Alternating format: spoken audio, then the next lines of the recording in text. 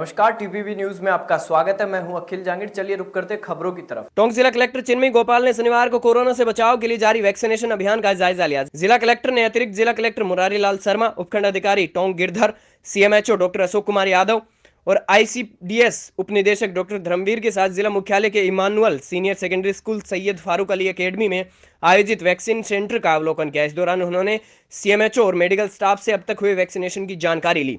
CMHO ने बताया कि जिले में 38 केंद्रों पर आज 15 से 18 साल के बच्चों का वैक्सीनेशन हो रहा है। जिले में 7 जनवरी तक 15 से 18 वर्ष के 42,930 बच्चों के फर्स्ट डोज लग चुके हैं, जो कि लक्ष्य का 42.6% है।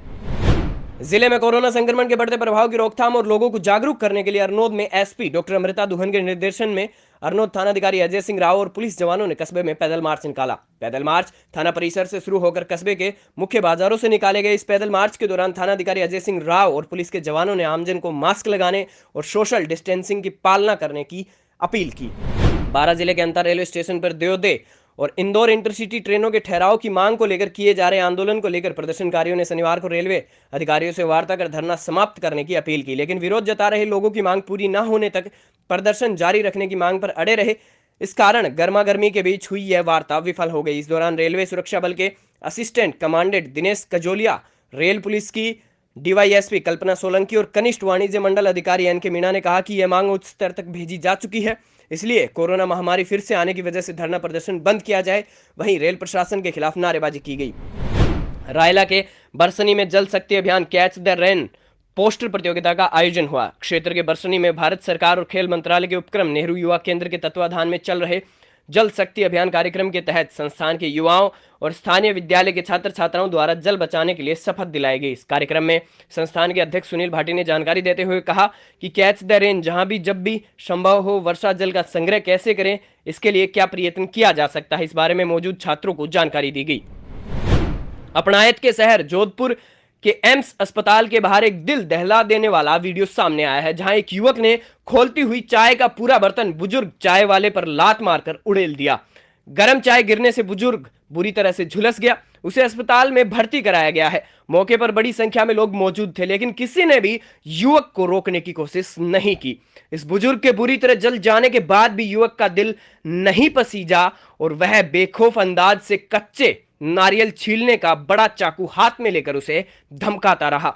जोधपुर के एम्स अस्पताल के बाहर बहुत सी फ्रूट और चाय की थड़ियां लगी हैं। घेवरराम देवासी भी यहां चाय की थड़ी लगाता है। उसके समीप ही एक युवक फ्रूट बेचने वाला ठेला लगाता है, लेकिन इन दोनों के बीच किसी बात को लेकर कहासुनी हो गई। इतने में आक्रोशित युवक दौड़ता हुआ आया और चाय के स्टैंड पर जोर से लात मारी। इस दौरान स्टैंड पर रखे बड़े बर्तन में चाय उबल रही थी। लात पड़ते ही खोलती चाय का बर्तन घेवरराम पर उलट गया। चाय गिरने के बाद बुजुर्ग बुरी तरह से झुलस गया। यह पूरा घटनाक्रम समीप लगे सीसीटीवी कैमरे में कैद हो गया। पुलिस मौके पर पहुंची, तब तक युवक वहां से भाग निकला। फिलहाल पुलिस युवक की तलाश कर रही है।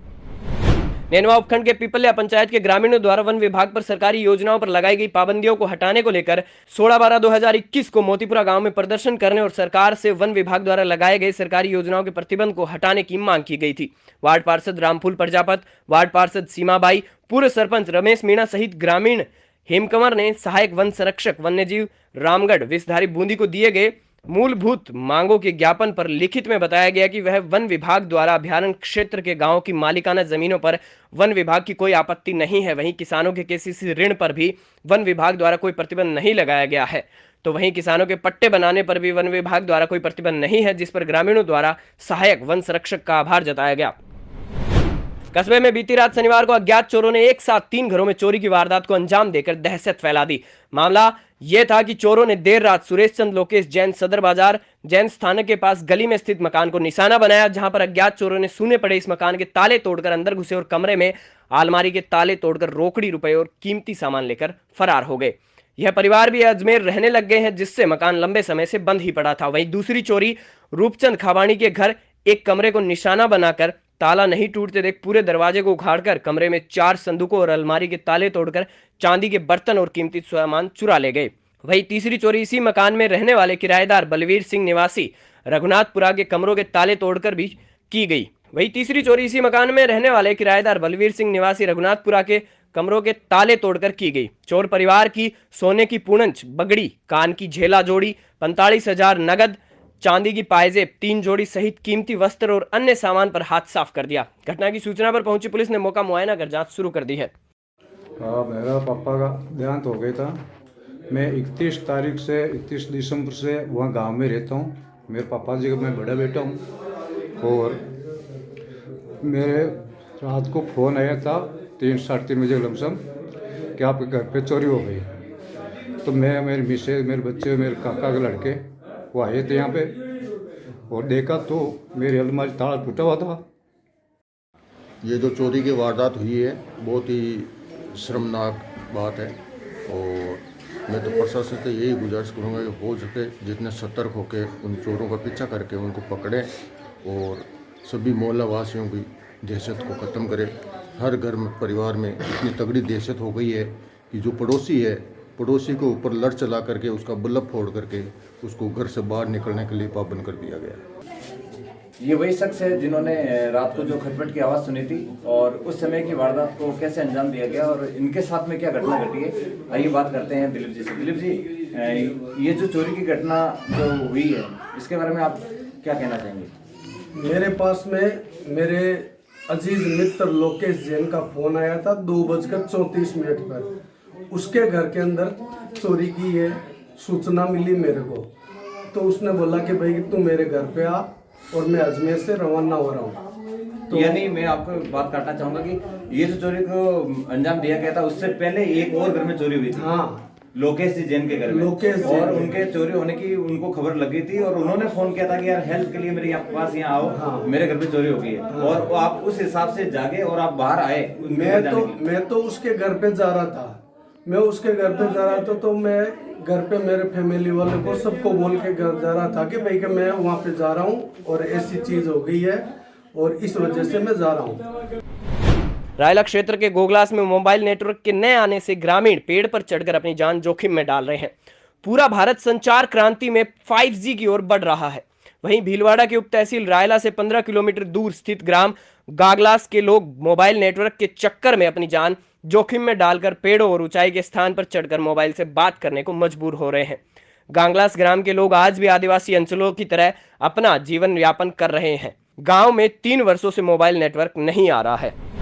छबड़ा कस्बे सहित आसपास के ग्रामीण इलाकों में शनिवार को सुबह से ही आसमान में बादल छा गए और देर शाम तक तेज हवा के साथ बिजली कड़की और तेज बारिश का दौर शुरू हो गया। वहीं कई गांवों में बारिश के साथ ओले भी गिरने के समाचार हैं। तेज हवा से खेतों में फसलों को नुकसान हुआ है। धनिया, सरसों, चना, गेहूं सभी में नुकसान की आशंका है। शनिवार देर शाम हुई तेज बारिश ने किसानों को भारी नुकसान पहुंचाया है।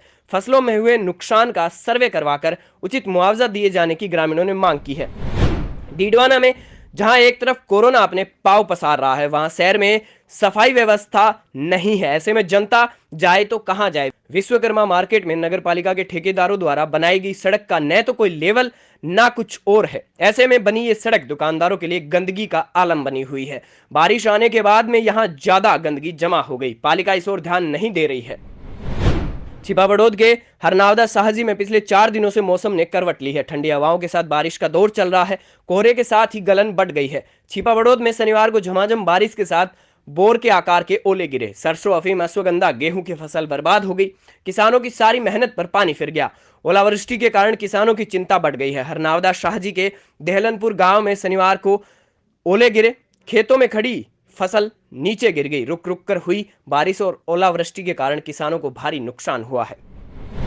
झड़वासा के राजकीय उच्च माध्यमिक विद्यालय में SUPW शिविर समापन पर बच्चों ने खूबसूरत रंगोली बनाई और भामाशाह द्वारा जरूरतमंद बच्चों को स्वेटर वितरण किए गए। झड़वासा सीनियर विद्यालय की प्रधानाचार्य कौशल्या यादव ने बताया कि शनिवार को विद्यालय में कक्षा 9 से 10 तक के 5 और कक्षा 6 से 8 तक 3 दिवसीय SUPW शिविर का समापन हुआ, जिसमें विद्यार्थियों द्वारा श्रमदान, पौधों के गमलों को कलर, आत्मरक्षा प्रशिक्षण, खूबसूरत रंगोली, मेहंदी मांडना और विभिन्न प्रकार के व्यंजनों की प्रतियोगिता की गई। कक्षा 1 से 4 तक के 32 जरूरतमंद विद्यार्थियों को स्वेटर वितरण किए गए।